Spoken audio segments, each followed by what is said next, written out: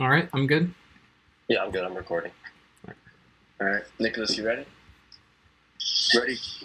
All right, let's get started. Cool. So, good afternoon, guys. My name is Joel Cruz. My name is Nicholas Sultan.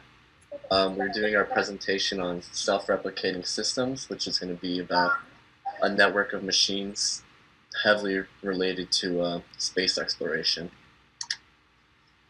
So, for just like without going into too much detail, our introduction, it's going to be about replicating like satellites, spacecraft, space probes in space, so it's more cost efficient, which we'll get more into later.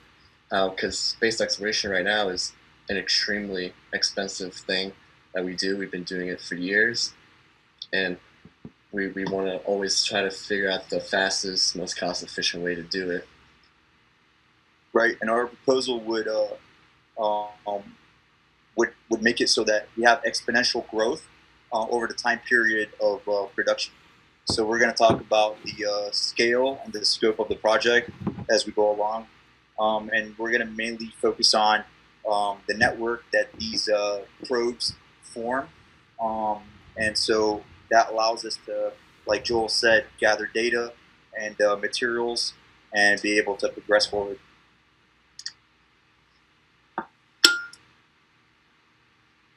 So, for space exploration, it's something we've been doing for probably well over 50 years now.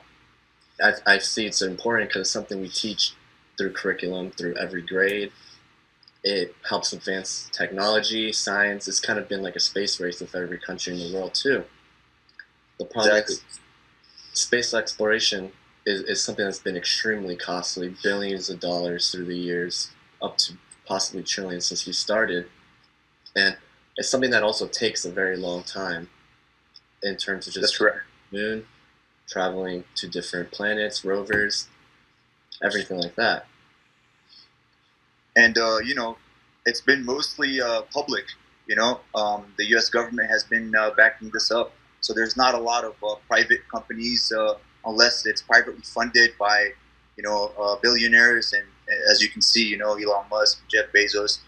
So they have the money to spend it, and besides them, it's going to be taxpayer money. And the reason behind that is because the return on investment is you're going to have to wait a long time, because it takes about a decade to develop something and another decade to get back data, and so it's a long process. But you get a lot out of it. It stimulates the economy, and it creates businesses, and it also advanced science and technology. And so we find ourselves in the world we explore. So this is something that we really care for, and we hope to advance and keep advancing so that we can survive as a civilization. Yeah, and just like a little chart, I guess, on like how much it actually costs right now. Like a space shuttle would have costed $10,000 per pound to send into orbit. So if you take like the average human weight and just to send one human into space, it's about 324,000, and that's after companies like SpaceX have brought the price down per pound. But if you take into consideration like technology and stuff that we send into space, like rovers, satellite pieces, parts, it's significantly heavier to send into space, which costs millions of dollars just for one rover, for example. And a lot of the pricing has been fixed when it comes to space exploration, but the weight hasn't changed. And our proposal will have to do with a solution that will help bring the weight down per orbit, so it brings the cost significantly down as much, which will bring us to our goals.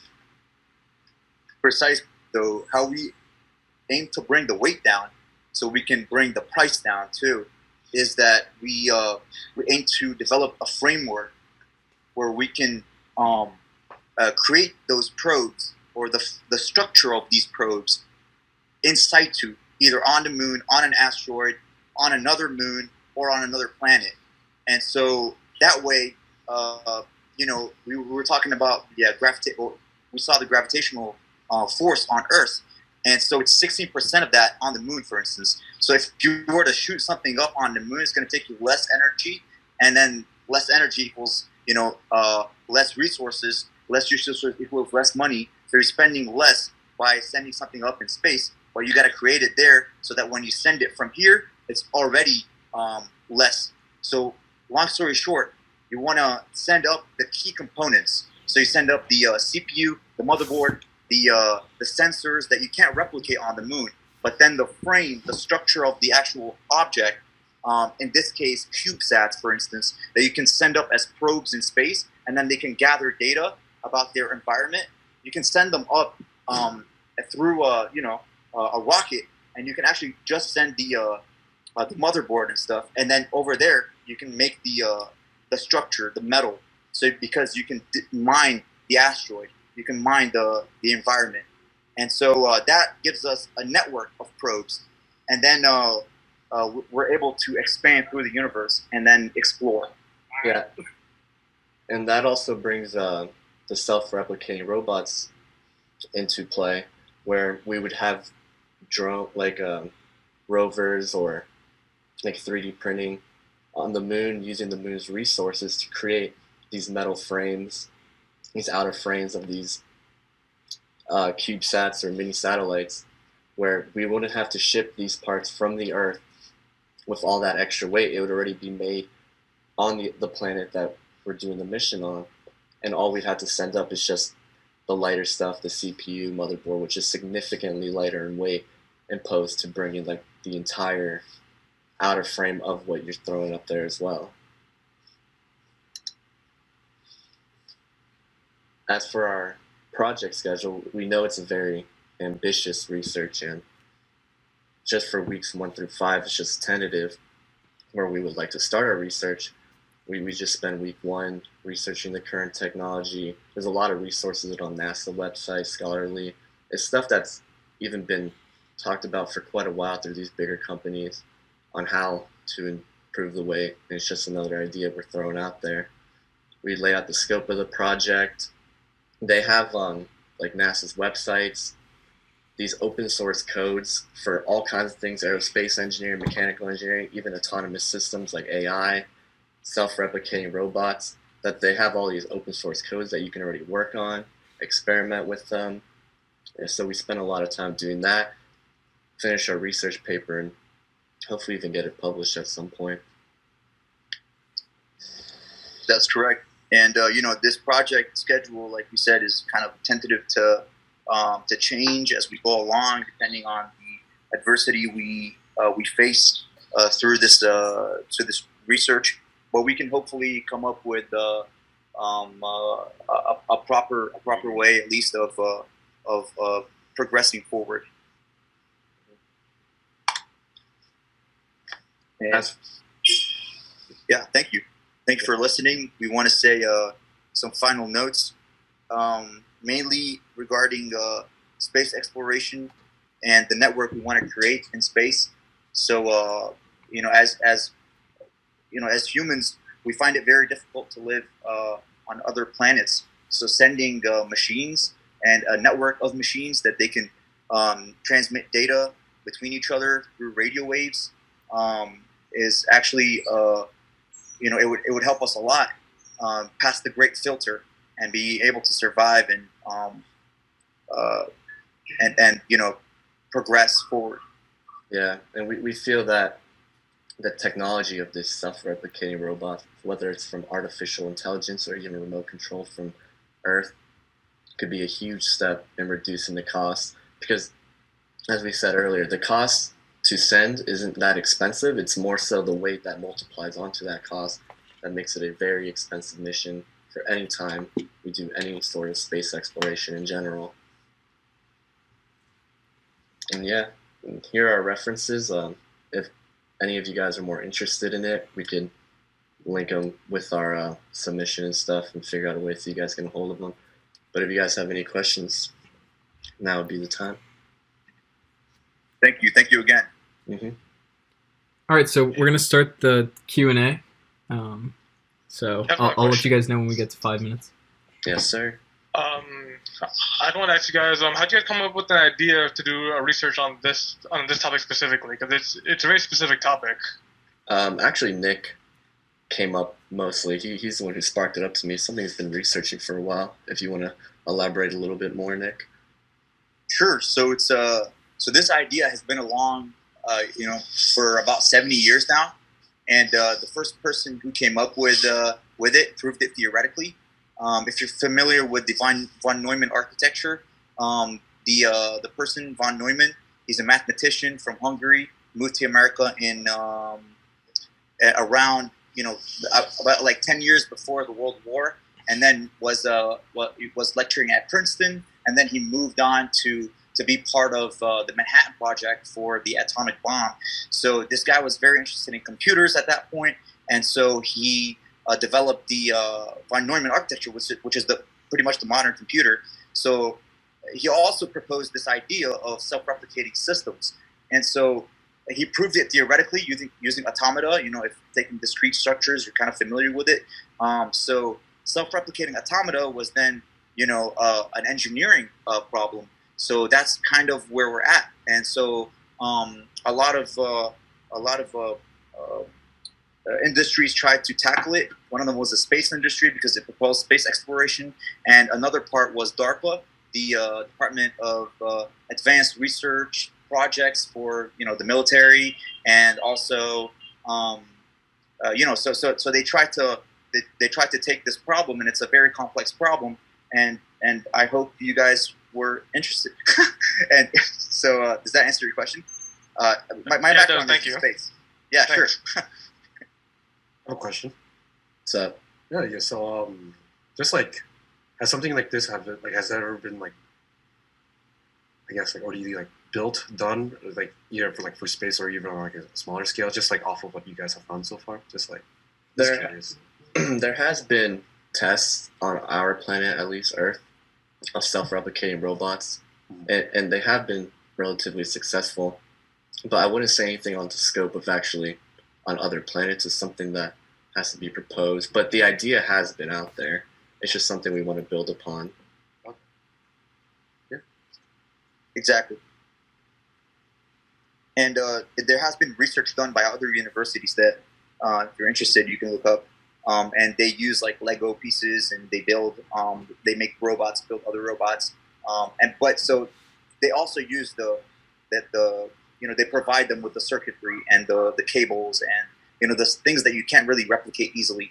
So those they already provide. But the general, we're talking about the structure of it. So mechanically, the wheels, the structure of the robot, those they carry the most mass. So that's what we're really focusing on. Is if we can 3D print those, additive manufacturing, you can actually make them from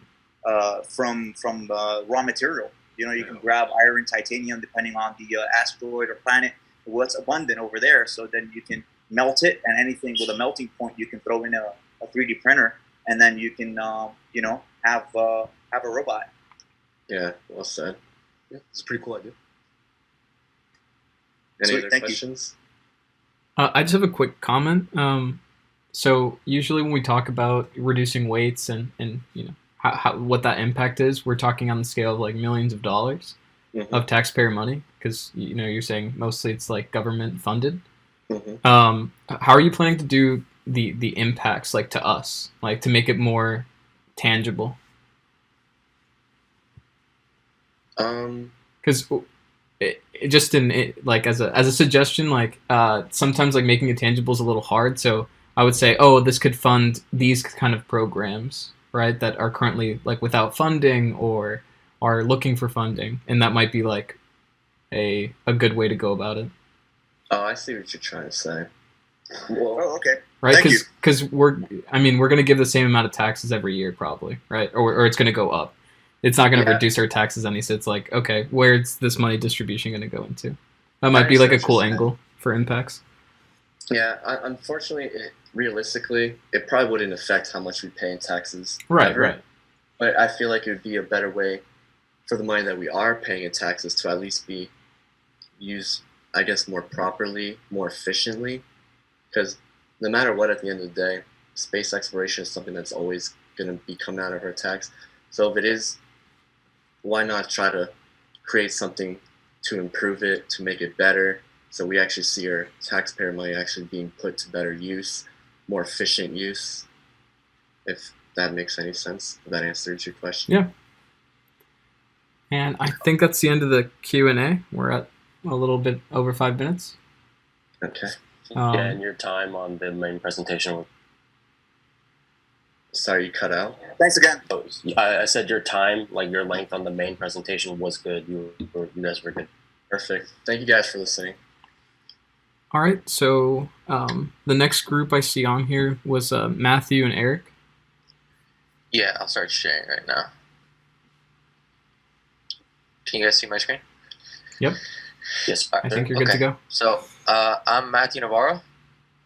Eric Sake. So what our literature review project is going to be on is the security of wireless local area networks in areas with high traffic. And by like high traffic, I mean like places like schools, airports, malls, like people that there's a lot of users on that network at one time. So we're trying to see what type of security protocols, and so like in a little bit, Eric's gonna go over the security protocols that are currently implemented right now.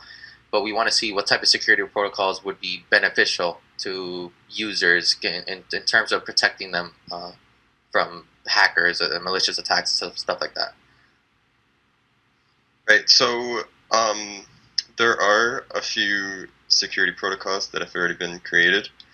Right now, the most widely used one is WPA2.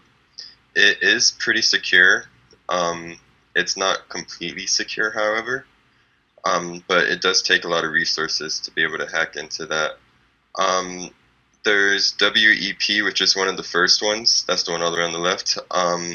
That's one of the first ones. It ended up being where someone could hack like the secret key they used to encrypt the messages to the network in like under 60 seconds. So it wasn't really too good. Then, as you can see, it went WPA, WPA2, and now there's WPA3. However, WPA3 is actually not totally secure either. You could go on to the next slide. So our goals are, one, to compare the current network security protocols, like the ones listed in the last slide. Then we're going to analyze potential vulnerabilities associated with each of these security protocols.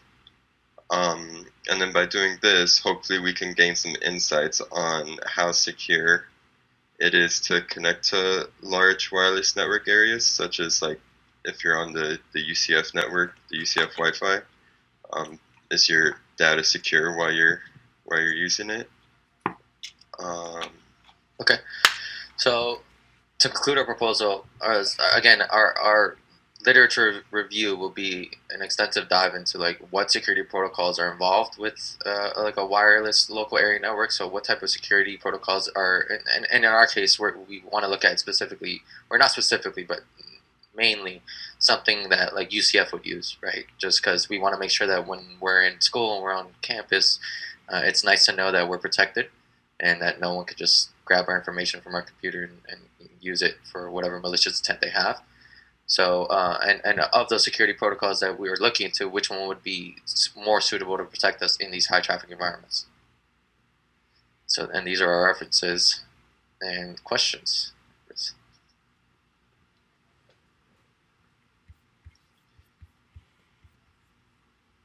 Yeah, actually, I have a question real quick.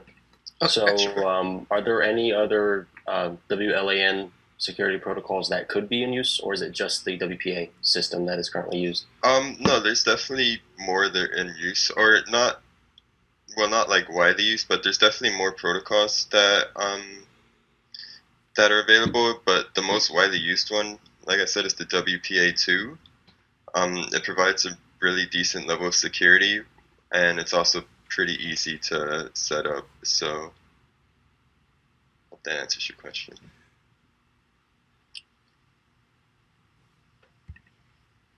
Okay. Any other questions?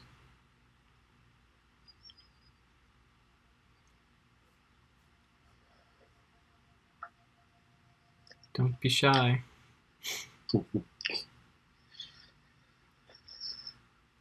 I'll ask another question. Okay. What can you give us another example of like some security measure that we use all the time? Like you said, like the UCF networks. Like what's another network, or a big commonly used one? Like No, I get what you mean. It's basically the same thing. If you actually go on the UCF campus, I'm pretty sure one of them is literally named like UCF underscore WPA2. It's just the most widely used right now. And then like I said, there's WPA3, which adds new protections on it, and it specifically tries to protect against one of the liabilities of WPA2. But that's basically it right now. I've got a question. Sure. For this, for all the protocol, like for WPA 2 and 3, like is there any hardware limitations? Like if I have a device that only connects to WPA 2, can I connect to WPA 3 devices or such, or go backwards and forwards, or is like any limitation between that? Yeah, there is some limitations. That's actually one of the vulnerabilities with WPA3 is it's not compatible with all devices, right?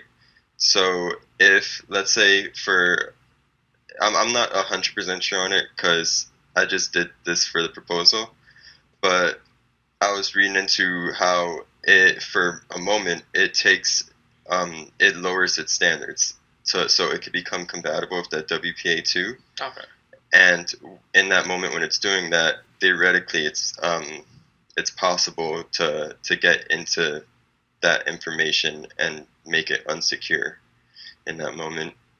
But yeah, it is a matter like everything's got to be compatible with each other and stuff, and there is different requirements with setting up each one, which we will probably go more in depth in like our final project. But yeah. All right, thank you. Yep. I guess on the same vein, so WPA2 Enterprise, it's currently up to I think 256-bit encryption. Which is incredibly secure. 256 bits is quite a lot. What's WPA3 doing that WPA2 doesn't, if you know already? I don't know it off the top of my head, but if you give me a second, I'm sure I could.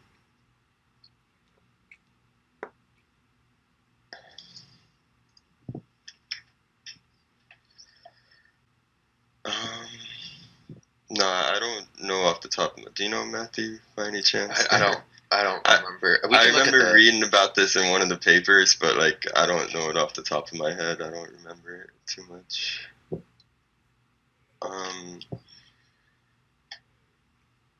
I mean, it's okay. Another thing, so like currently on networks that even though they use WPA2, they can still be compromised through other vectors, like such as IoT devices, like recently like a casino getting hacked by their smart tank thermometer. Is there any safeguard against this kind of thing in the future with WPA3? Okay, yeah. So I just pulled it up. So there's been something called Aircrack NG, which has been a problem with WPA2. I'm not exactly sure what that is. I got to do more research into it, but I know that that's one of the things that WPA3 supposedly was trying to fix or prevent to make WPA2 more secure. But yeah, that's basically what we're going to be looking into is how they're making or how they're creating or preventing these vulnerabilities or like fixing them up or and such. Gotcha. Yeah. All right. Thanks, I think Matt. you guys are pretty good on Yeah. time. Yeah. Thanks, Matt and Eric. Awesome. Thank you. Next is Anthony, Jonathan, and Cody.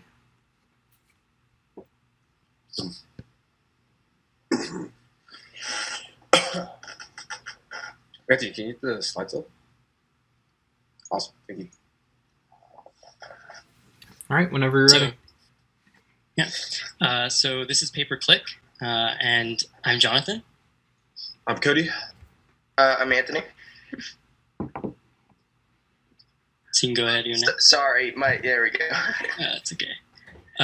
So what's the problem, right? So pay-per-click is essentially the premium click. If you've ever gone to a YouTube video and gotten an advertisement, and every time you click on that ad, that is a premium click because you are seen as interested in that advertisement and you're not just a passive viewer or perhaps not even paying attention. One of the biggest problems is third-party cookies. So these are things that are tracking you between websites. It's somewhat of like a legacy feature in a lot of websites that just happens to stick around. Later on, we'll go more into how these might be phased out of future internetscapes and potentially how the removal of these kinds of things are going to shape the internetscape, whether or not we're going to continue having websites free and open as we have them now. Now, on the next slide here, we talk about why the problem is important. Mainly with the pay-per-click model right now is the issue is sometimes when advertisers get paid for like per click, you can buy bots and click on these ads and make more money. Like a general like real world example would be like, like we've all been on like Instagram or something like that, and we've seen a person we've never like even seen before, and they have like a lot of likes, and you look at the post and you see that's an ad, and you go through the likes and you see that a lot of these likes are like a lot of the users are just kind of like bots, no ones. And the reason why people buy these bots are because they get paid more per like interaction, and to scale that up, it can happen in like everyday websites. Like I know Google has a pay-per-click like program that you could join, and with that, people can buy clicks and all that stuff. And lots of time, what a lot of websites will do is they'll try to enforce like a stricter I don't know, like filtering on like these bots. But what ends up happening is hello. Oh, Yeah. But yeah, with these bots though, they do lead to like higher traffic on the websites, that. And on the next slide, right? Say the art problem is that the problem solving. My bad. Say the art problem solving is that what a lot of time what these websites will do is that they'll increase like tracking, like cookie tracking, and making sure that these clicks are like premium clicks, making sure that these are like actual users. But the issue is that while they do find like fraudulent like clicks and all that stuff, what ends up happening is if you're like an actual genuine user who is clicking like as not a robot, basically, you end up getting like tracked. Like your privacy gets like a little bit more intruded because there's more like tracking on you now. So they with like stricter filters for like making sure there's robots. What ends up happening is that you get more information, like the website ends up getting more user information from just regular like normal human beings instead of robots. Yeah, so essentially in like the war between the advertiser and the company, the user gets caught in the middle. So they're seen as the like collateral damages. Oh, because we have to make sure that you're not a bot, your privacy and your security is going to get infringed upon. Yeah, and in the next slide here, we talk a little bit about the limitations that these current solutions carry. Like Jonathan said, the users oftentimes will just get in crossfire, like get caught in the crossfire. Sorry, and and on the top of that, like the premium clicks, like these like user clicks, they can be mimicked. They're not completely foolproof. Like there's when people are like allocating this much time and money into like synthesizing like bot clicks, they can very quickly find a way to like mimic these premium clicks. And yeah, like the cookies can be potentially malicious if like you're adding like more like intense tracking onto each website to make sure to filter through the robots. But yeah, users who are not bots will have their privacy like intruded if there's stricter, more focused tracking, basically. Yeah, that line sums up pretty well. And then the next slide here, I think this is so our tentative solution would be to make third-party cookies at least opt-in. Essentially what that do is users, if they would like for websites to deliver them more targeted advertisements, they would be allowed to opt into the service. Instead of how it currently is, in which you kind of have to go through a couple hoops in order to stop third-party cookies. One of the ways that a lot of people go around third-party cookies is using an advanced mode of uBlock origin, which allows you to block third-party cookies, scripts, and frames. The problem with third-party cookies is obviously it's a large infringement on your privacy. Essentially, the contents of the websites that you're going on are going to be viewed by other websites. So if, for example, you go on YouTube and then you go from YouTube and say, you go to eBay and you're going on eBay and you start looking around for cars, right? Then when you go back to YouTube, you're going to see a lot of advertisements on cars and other things related to automobiles. Generally, this also is a hamper on security because if a user's cookie history is secured, then you could see what domains that they have reached, what domains they've gone to.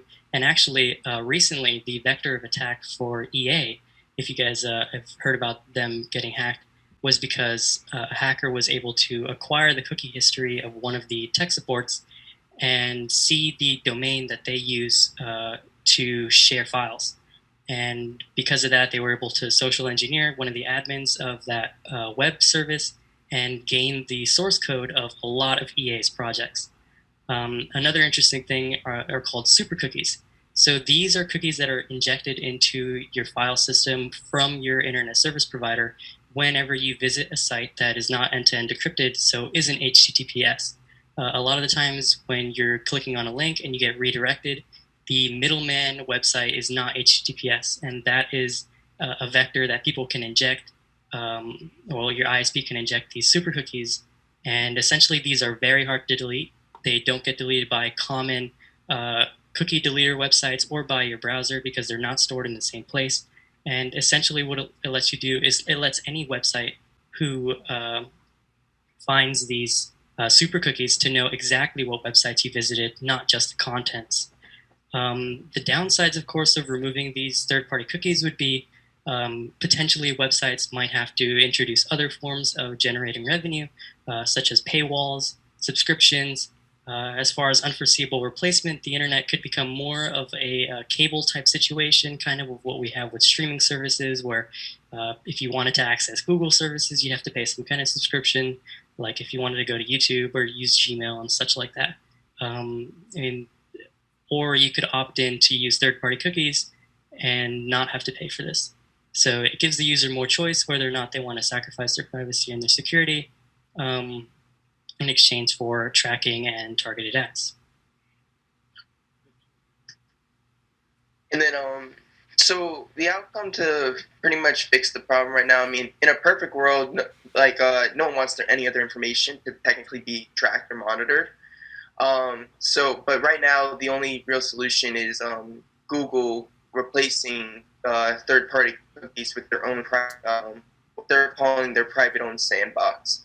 They're saying that's going to be released soon in 2023, and basically, they're trying to remove third-party cookies from pretty much to try to make it more private and more secure for websites overall. And the methodology pretty much without third-party cookies, no more businesses are going to have to find a new way for advertisement, and overall it's going to turn into a safer internet, and it's going to increase the job demand of because people are going to have to learn the whole new advertisement, and then overall I feel like it's going to make a better connection between the business and the customer to actually put ads where they should be instead of forcing them upon yourself. So this is the workload that we shared. Pretty much we're just going through the weeks, and eventually we'll have our final presentation.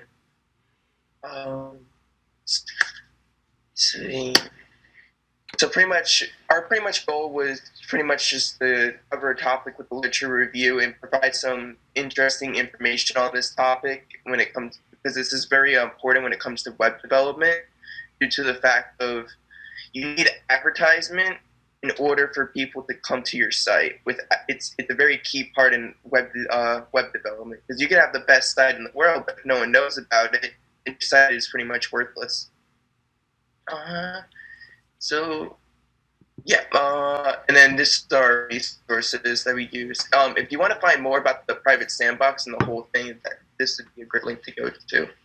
All right. And then any questions? I have a question. Are there any other frameworks that users can use for this, or are they like limited to Privacy Sandbox? Right now, Privacy Sandbox is just going to be Google's implementation of it, and it seems like if Google's going to be using it, I think that's going to start being the standard. Just because a lot of people use Google Chrome. Whether it comes to what's it called, Firefox and Internet Explorer, it might be something different. So the Privacy Sandbox is mostly being led actually by the Chromium project, which are an open source GitHub repository that a lot of websites are based on. A lot of browsers are based on. So Chrome and Firefox. The Chromium browser, because it's open source, you can somewhat ensure that what they're doing is not malicious, but the way that it's going to change the internetscape could potentially alter a lot of, especially Google, since they distribute about 90% of the ads that you see on the internet. Instead of giving third-party cookies and other companies the ability to track your content, it would be Google, and they could form a profile on every user who uses Google Chrome, so that they can deliver the targeted ads and not third parties. Okay. Any other questions?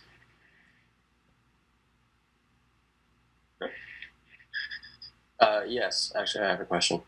So when you were explaining the more advanced cookies that can't be gotten rid of by browsers and by stuff like that, how do you get rid of the cookies that track you more?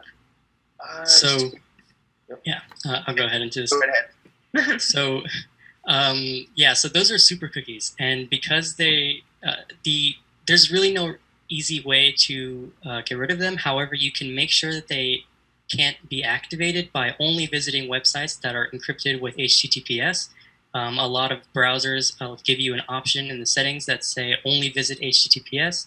If your browser doesn't include that option, then if it's Chromium based, you can go to the add-on store and download HTTPS everywhere, which would ensure that all websites you visit are HTTPS, and if you're not, then you'll get a warning.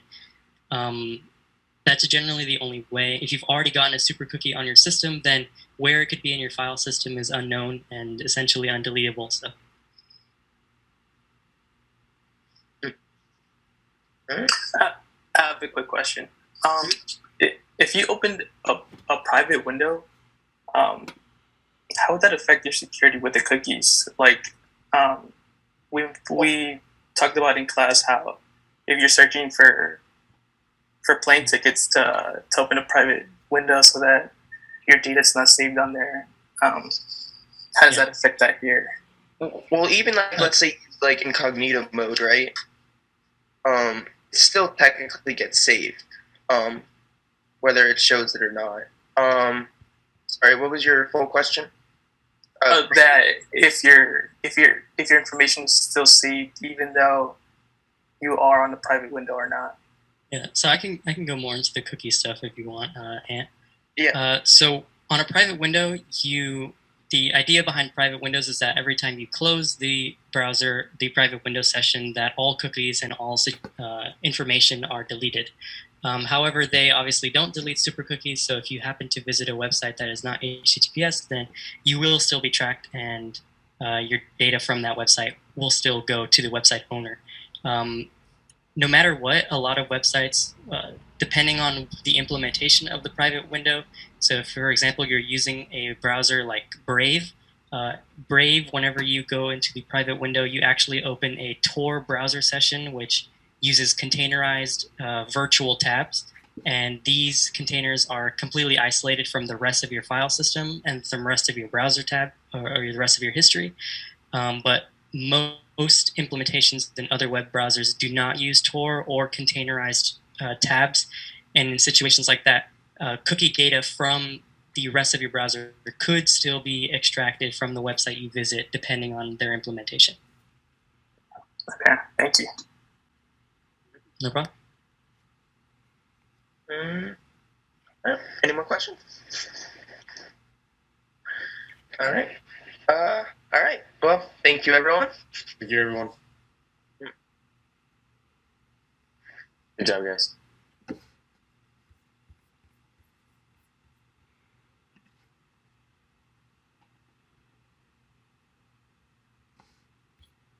Okay. Next is, I think, my group. Yep.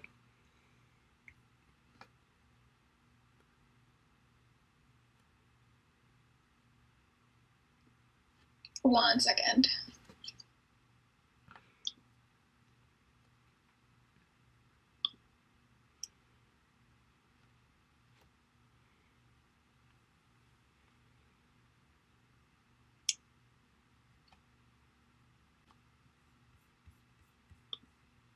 Sorry, my computer said nope.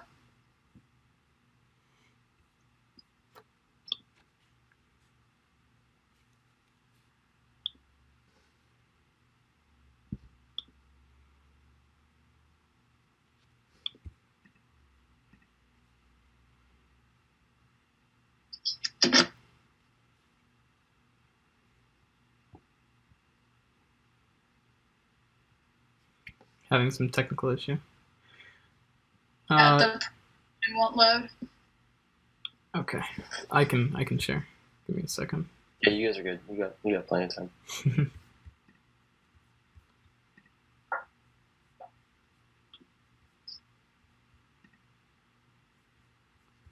Alrighty. Share screen.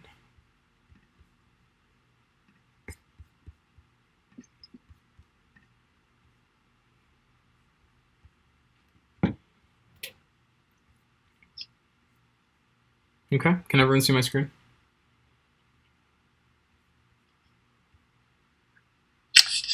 Yeah, I can see it. Yeah, I can see Yeah, it. we can see it. Okay. All right, so our topic is satellite technology in the 5G area. This is our proposal presentation, our group 23. So a quick overview of our presentation. We're going to introduce to you the 5G technology and how it's implemented with satellites, our motivation, the importance and relevance to this technology, then the satellite networking in the 5G ecosystem. Then we're going to show you some examples with the satellite applications in the 5G network. And finally, our project outcomes. So the idea of 5G is, first of all, it delivers high multi-gigabytes per second peak data speeds. What does that mean? So between 4G and 5G, it's actually 100 times faster. Then 4G, it reaches 10 gigabytes per second, which is extremely fast. It has ultra low latency. It's 200 times less latent than 4G, which reduces it from around 200 milliseconds to 1 millisecond. It's extremely reliable, and it has a massive network capacity, and it has increased availability. So right now in the world, 5G is available in 68% of the world. And not only that, it also increases battery life of low power devices. So this is something we found pretty interesting. For low power devices, their battery life is actually increased up to 10 years in one study. Another innovation in 5G, it allowed multi-radio waveforms under one standard. And the goal is for 5G architectures to provide integrated services across many networks. That includes Wi-Fi, small cells, and satellites. And one of the most important innovations of 5G is the 5GNR waveform, which we'll talk about. So satellites and 5G integration. So there's three main communication methods between in the 5G network. So the first one's enhanced mobile broadband, which is a 5G to premises and 5G to fixed/mobility backhaul. So what does that mean? So it's basically the satellite will complement terrestrial networks such as broadband connectivity to a home or office, and and that's kind of your fixed sector. And then you have your mobile sector, which is the same thing, but it's connecting to your airplanes, trains, vehicles, or maritime vessels. Then you have your ultra reliable and low latency communications. So this is applicable to your autonomous cars. So for autonomous cars to operate successfully, they need to be able to talk to each other in their surroundings. It's also referred to as vehicle to everything within basically milliseconds. So until the introduction of 5G, there was no network capable of handling the sheer scale and also the low latency required to make autonomous driving a reality. This application is usable for all types of satellites, regardless of orbit. So you can use any type of satellite that's out there today. And then you also have massive machine type communications, which is basically, since we have increased cell phone usage and we're always constantly having more of this supply of data, we need that infrastructure to back it up. And so right now, 5G architecture is needed to be able to scale with the demand. And okay, so we thought it was important to say, how this applies to you guys and us. So the main devices using 5G right now are your cell phones, your cars, your servers. Right now in the US, 98% of cities have already implemented 5G, which is pretty impressive since 5G came out in 2019. To show you kind of where we are now and probably where we're going to be by 2026. Right now we're around 8% usage for 5G mobile devices in 2020. And then by 2026, we're expecting around 48%. And the increase is only going to be exponential from there. And then Luis is going to take over and go through our preliminary literature review.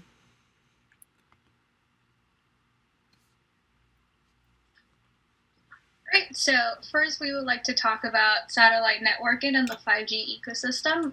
Satellite communication networks are going to play a crucial role in the 5G ecosystem, which can take advantage of their high coverage and broadcast capability to increase the number of network users and to improve reliability and availability of the overall network.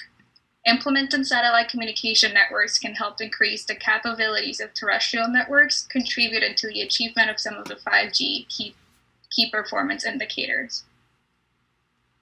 In order to enable a deep integration between satellite and 5G, a number of actions should be taken to bring a state-of-the-art satellite technologies closer to the virtualization standard used within the 5G architecture. However, many issues are related to physical layer aspects that need to be assessed first.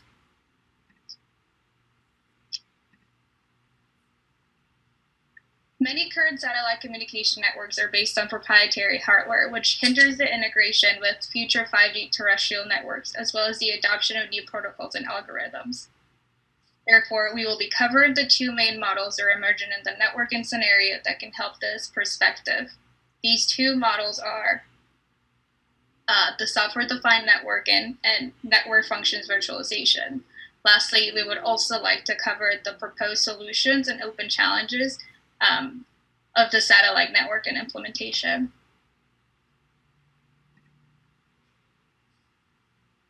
Next, we will be talking about some applications of satellite networking in 5G.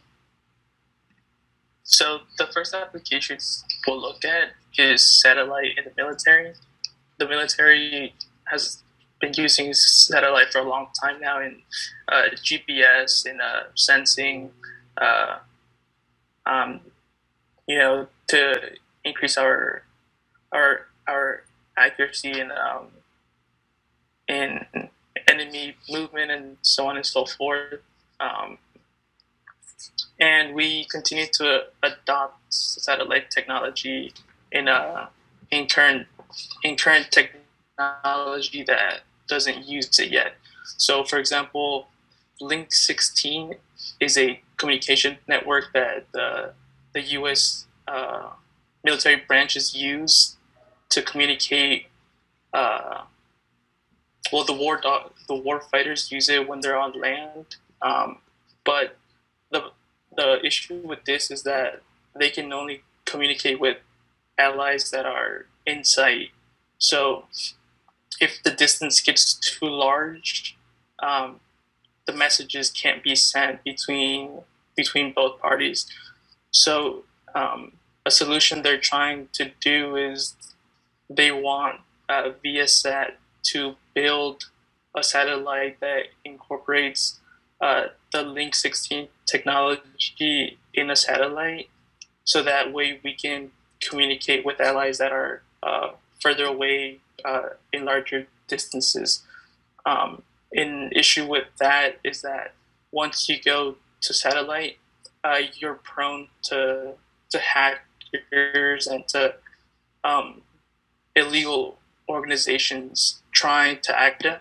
So the reason why they want to go with Viasat is because Viasat has an inline network encryptor that can support more than 100 megabits of throughput per second. And of course, another issue would be that the cost is tremendous. So this is new technology and it has to be done right the first time, because once you put these satellites into manufacturing, each one can cost up to around $800 million. And I think Daniel will talk about autonomous vehicles next. Yep. Thanks, Melvin.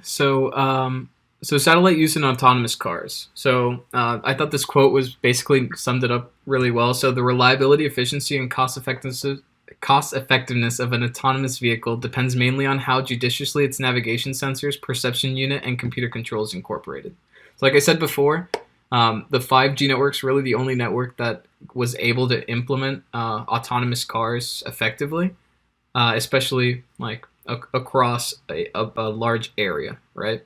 A major weak spot that we found that we kind of want to explore in the future is that a person who can crack the security features of a satellite can effectively kidnap a passenger.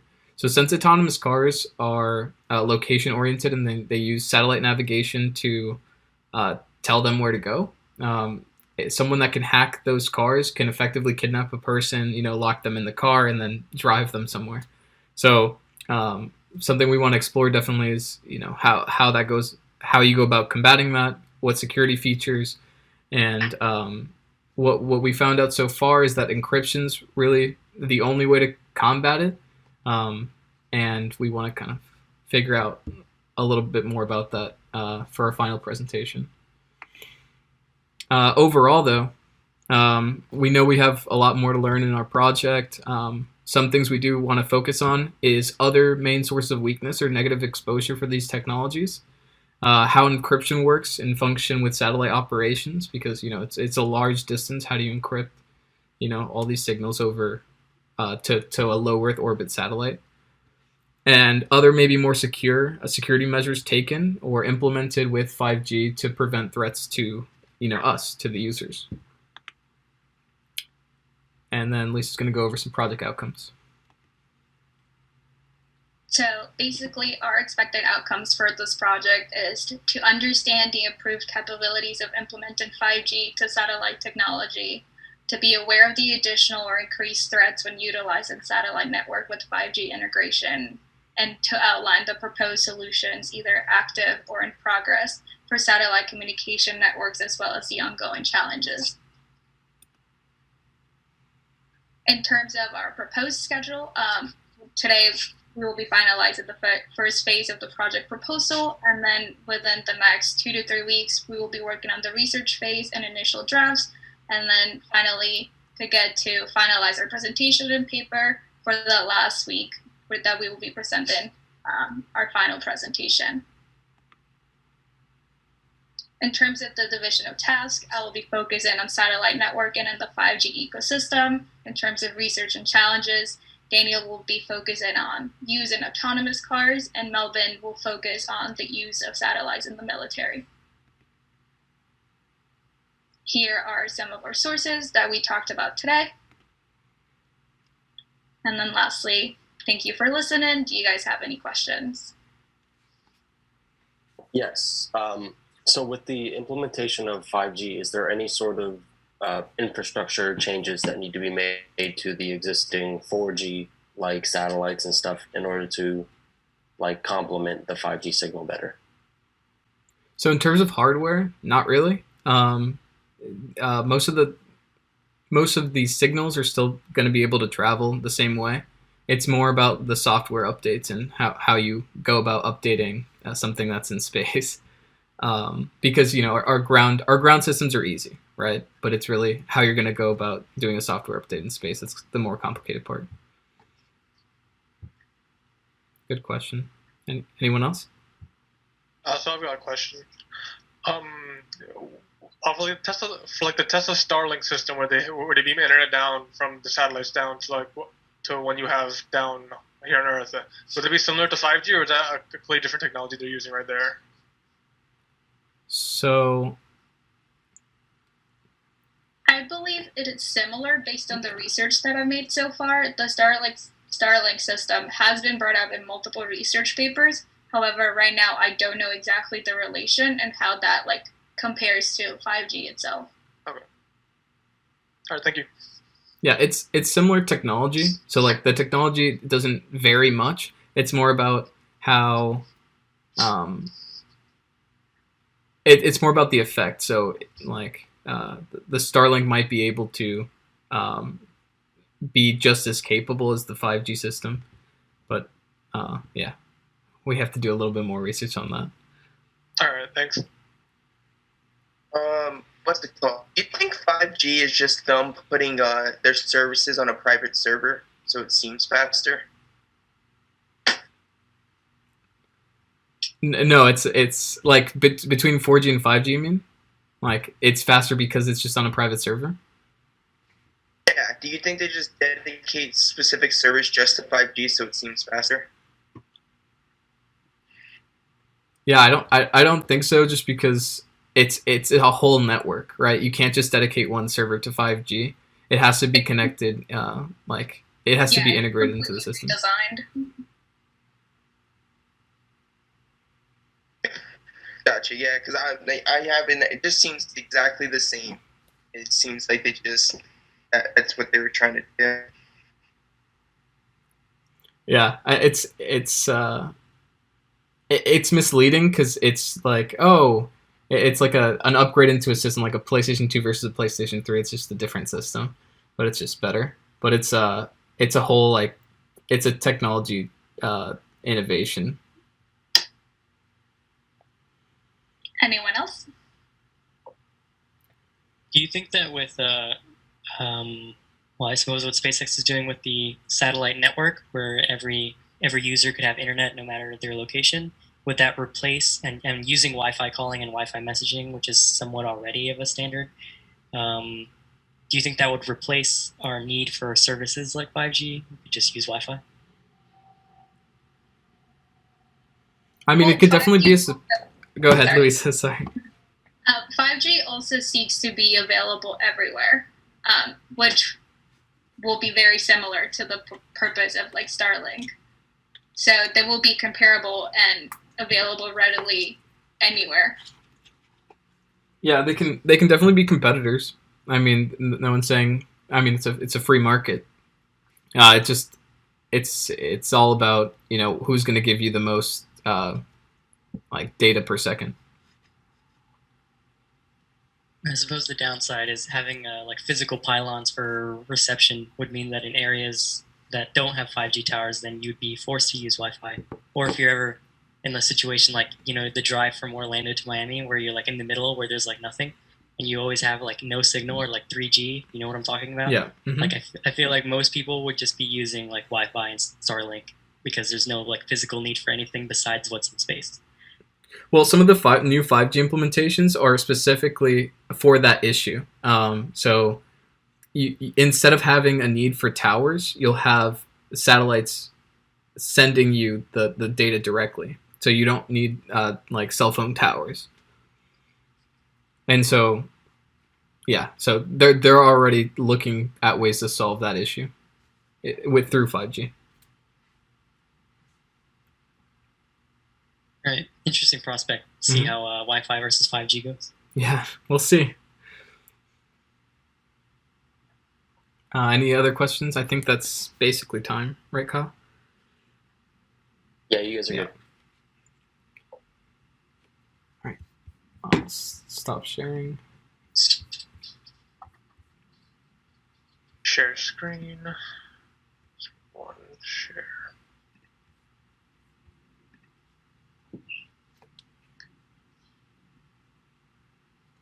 All right. Hi, everybody.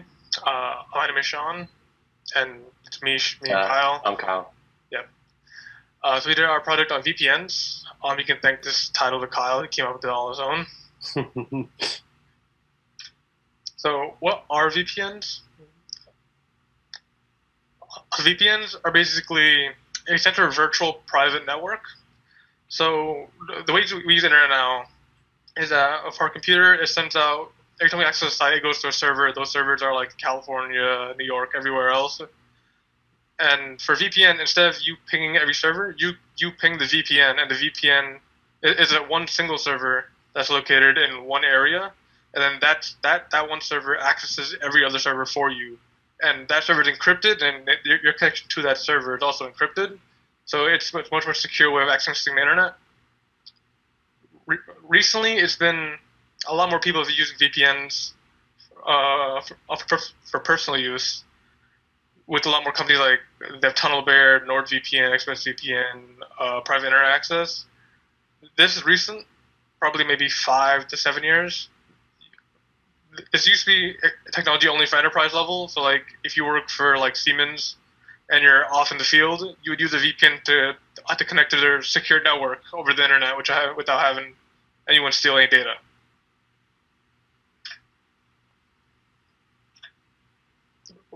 So for VPNs, a lot of people use them for security reasons. Like I said before, it's a secure way to access the internet without having to ping home servers. It makes it easier for you to change your location too. So if you're trying to access content, for like here in the U.S., that's not much of a problem.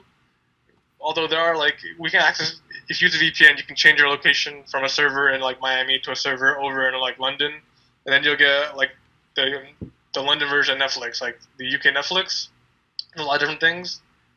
It's much more secure, and it gives you a way of having people not be able to see your IP address.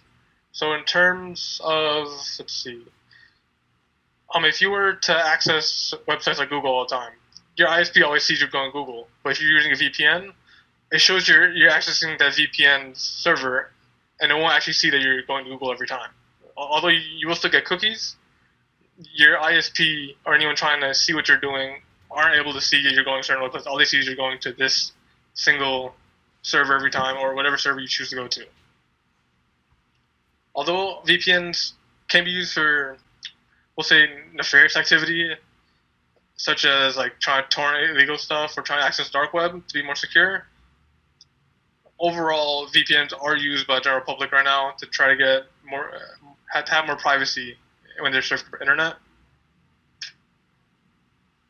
So there's like a internet security dilemma going on with VPNs, and average consumers want to use VPNs to be able to browse the internet more securely and stay protected, like on public Wi-Fi. Like if you're at a Starbucks, you don't want somebody in the cafe with sniffing your internet traffic and potentially getting personal data about you.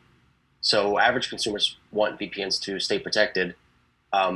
But the question must be asked: how much can a VPN be used to cloak activity? So like somebody, like whether you're like stalking somebody or trying to get information about them and potentially hide your like tracks, or money laundering. There's been like several cases of money laundering where people were using VPNs to like route their traffic through different places.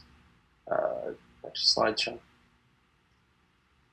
So the topics that we plan on covering in our project for the final presentation is how secure are you actually when using a VPN, and we're going to back that up with security data provided by TunnelBear, NordVPN. Like all these different VPN companies have to do like licensed security background or licensed security checks on their browser encryption and security.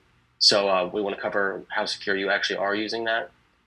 We want to cover like any sort of government regulations that how they can prevent malicious activity and how they track people using VPNs for nefarious reasons.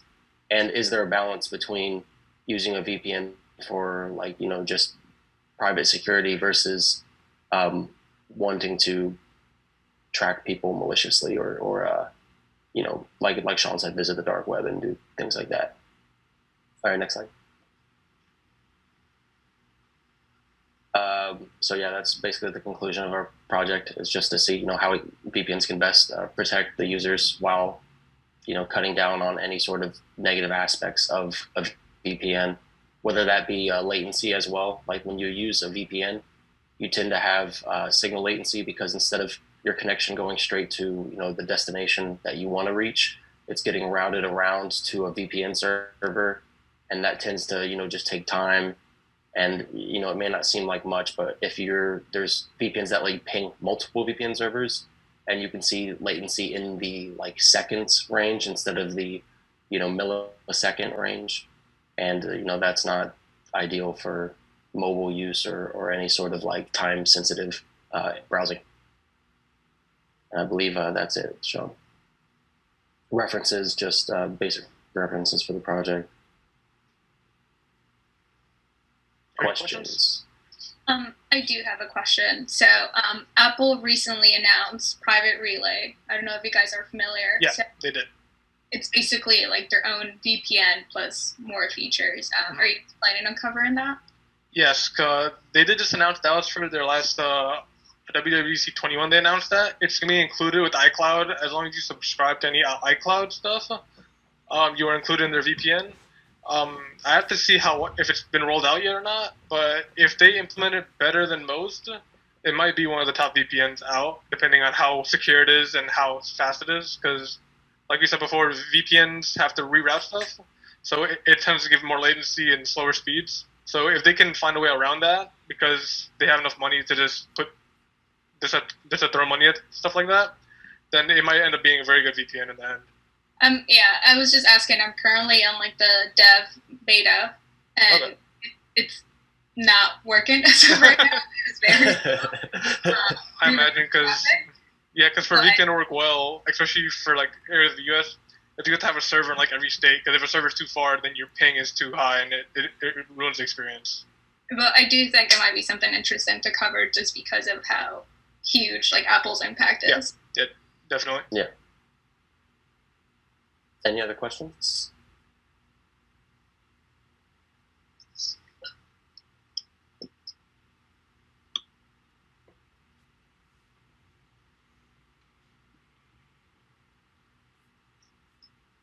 One more question. Come on. Anyway. Yeah.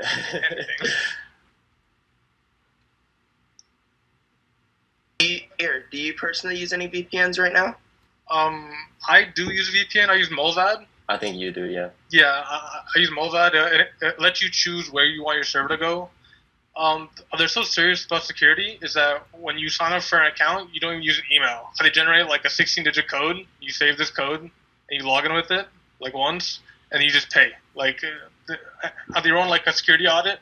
So they have a third-party company that comes in and they do an audit on all their security stuff, and they test out how secure their network is. They do that once a year, and then they release and then they release an entire audit for you to read if you like it too. So that's what I've been using. It costs around it's $5 a month, and it enables you to use 5 devices. You can put on your phone, laptop, computers, iPad, and stuff. That's what I've been using lately. I do not use a VPN, but I have friends who have used VPNs. When Hearthstone, that game was coming out in 2012, 2013, whenever it was, I had a friend who actually used a VPN on his iPad or some I don't remember the technical, but it was in beta only in China, I believe, and he actually used a VPN to play Hearthstone in the US, and I thought that was mind-blowing at the time because I didn't even have a smartphone in 2012, but the fact that you could pretend you're in China and play a game that's only released in China, I thought that was kind of cool. I used VPN to get my AP scores before everyone else did, because they got, for some reason, I don't know if anybody remembers, they get released in California first or something Yeah. So I would Oh. VPN just so I can know what I got before everyone else. You get extra 3 hours ahead. Mm-hmm. So is this the same thing when people say they access shows on Netflix that are not Yes. released in the US and released? Yes. It's the same technology, just used to change your location. Something I didn't include in this slideshow, I planned on saving it for the final presentation.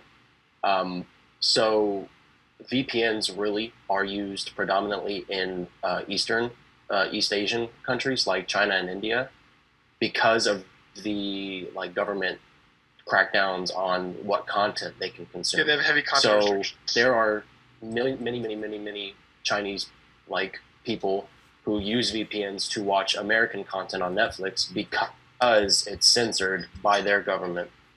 But my alarm's going off, sorry.